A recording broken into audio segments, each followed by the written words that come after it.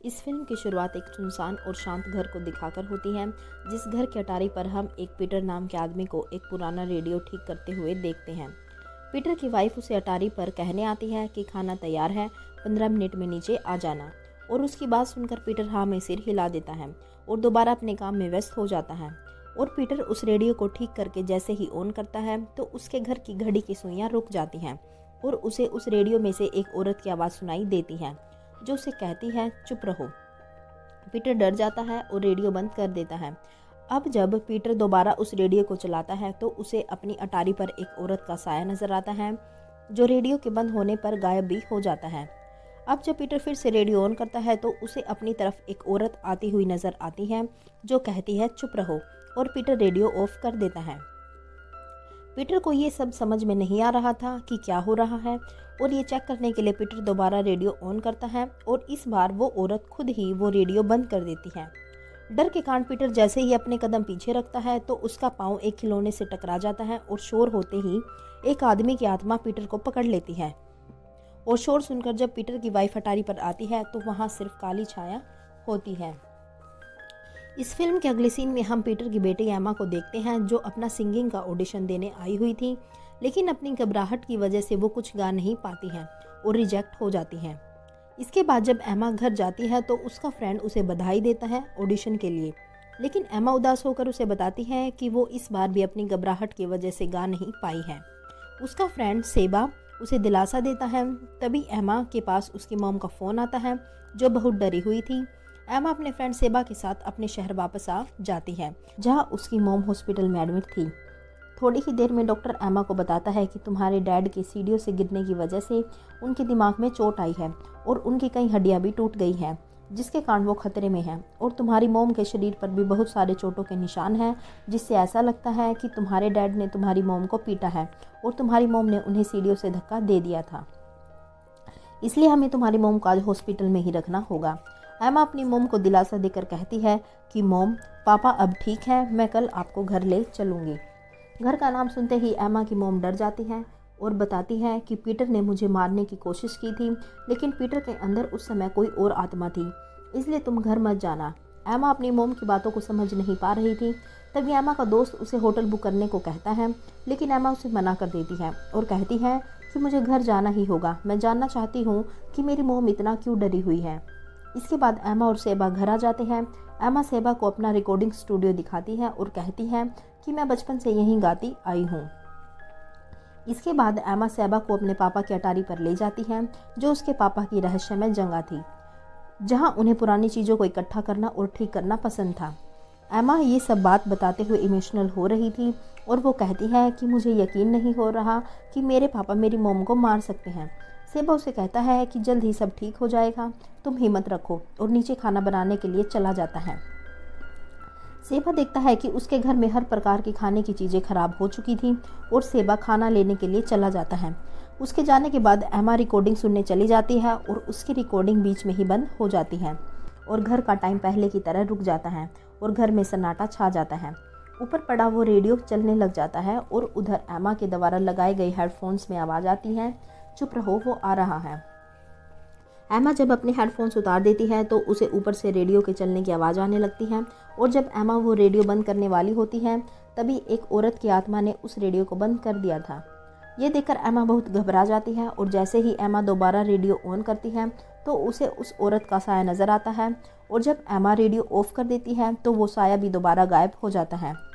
अब ये सब क्या हो रहा है? एमा इसे समझने के लिए फिर से रेडियो ऑन करती है और इस बार वो उस औरत को अपनी तरफ आता हुआ पाती है और डर से रेडियो बंद कर देती है और नीचे चली जाती है। और जब एमा नीचे आई तो वो अपना फ़ोन रिंग होता हुआ पाती है जिस पर सेबा का फ़ोन था, और जैसे ही वो फ़ोन उठाती है तो फ़ोन स्विच ऑफ हो जाता है और तभी उसके घर का लैंडलाइन बजता है।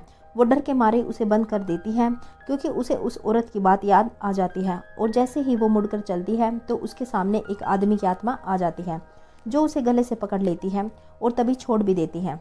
उस आदमी की आत्मा ने घर के सारे दरवाजे बंद कर दिए थे। एमा जब घर के दरवाजे खोलने की कोशिश करती है तो वो टाइपराइटर दोबारा चलता है और उस पर हेल्प का मैसेज लिखा हुआ आता है। एमा समझ जाती है कि कोई उससे बात करना चाहता है और जब एमा उस टाइपराइटर पर सवाल लिखना शुरू करती है तो उस आदमी की आत्मा उस टाइपराइटर को फेंक देती है और तभी एमा को यहाँ पर एक औरत और एक बच्चे की सोल भागती हुई नजर आती है। एमा डर कर अटारी पर आ जाती है और अटारी की विंडो खोलने की कोशिश करती है और इसी बीच एमा का पैर भी उसी खिलौने से टकरा जाता है। वहाँ का रेडियो अपने आप ऑन हो जाता है। एमा एक बच्चे की आत्मा को रेडियो बंद करते हुए देखती है और जब एमा रेडियो को दोबारा चालू करती है तो वो अपने सामने एक औरत और बच्ची की आत्मा को देखती है और तभी उस आदमी की आत्मा उसे धक्का दे देती है और वो बेहोश हो जाती है। इसके बाद जब एमा होश में आती है तो वो अपने आप को स्टूडियो में बंद कर लेती है और अपने फ़ोन को चार्ज करती है। एमा सेबा को फ़ोन करती है पर सिग्नल ना होने की वजह से वो स्टूडियो से बाहर आती है और वो सेबा की आवाज़ें सुनती है और डरते हुए स्टूडियो से बाहर आती है और सेबा को फ़ोन करने की कोशिश करती है। फिर सेबा के फ़ोन की आवाज़ उसे घर में से ही सुनाई देती है और वो जब बाहर निकल कर देखती है तो सेबा लॉन्ड्री में था जो बेसमेंट के पिछले दरवाजे से घर के अंदर आया था। वो अपने सर को पकड़े हुए था क्योंकि उसके सिर में बहुत ज़्यादा दर्द हो रहा था। एमा उसे इशारे में चुप रहने के लिए कहती है। एमा एक कॉपी पर लिखकर उसे बताती है कि हम यहाँ बात नहीं कर सकते। एमा सेबा से पूछती है कि तुमने घर में किसी को देखा है। सेबा मना कर देता है।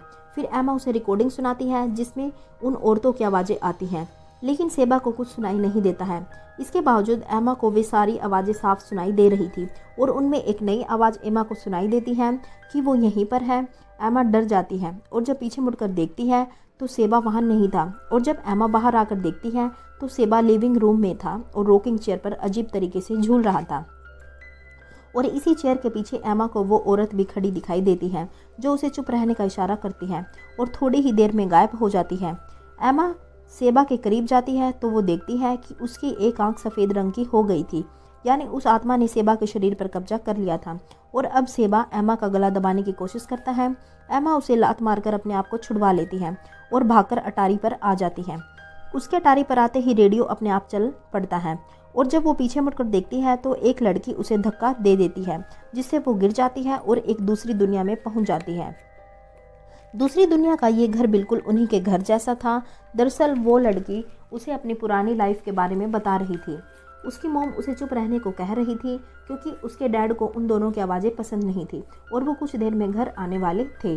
जंग में उसके डैड की एक आंख खराब हो गई थी, इसी वजह से वो हमेशा गुस्से में रहते थे और अब उस घर में वो आदमी भी आ जाता है और वो औरत उसे खाना सर्व करती है, लेकिन डर के मारे उसके हाथ से एक प्लेट नीचे गिर जाती है जिसकी आवाज़ से उस आदमी को बहुत गुस्सा आता है और वो अपनी बीवी को जोर से थप्पड़ मारता है। वो लड़की ये सब देख रही थी। डरते हुए जब वो लड़की अपना खिलौना वहाँ से उठाती है तो वहाँ रखा रेडियो जो अब एमा के घर पर था नीचे गिर जाता है। रेडियो ऑन हो जाता है और उस आदमी का गुस्सा बढ़ जाता है और वो अपनी बीवी का गला दबा देता है और वो मर जाती है। वो लड़की जब अपनी मम्मी को बचाने की कोशिश करती है तो वो उस आदमी के सीने में चाकू से वार करती है और उस समय उस आदमी ने भी अपनी बेटी का गला पकड़ा हुआ था और वो आदमी मरने से पहले अपनी बेटी को भी मार देता है। एमा ये देखकर जोर जोर से रोने लगती है और चीखने लगती है और अब एमा उस विज़न से बाहर आ चुकी थी और अब हम देखते हैं कि सेबा उस पर हमला करता है और एमा का गला दबाने की कोशिश करता है।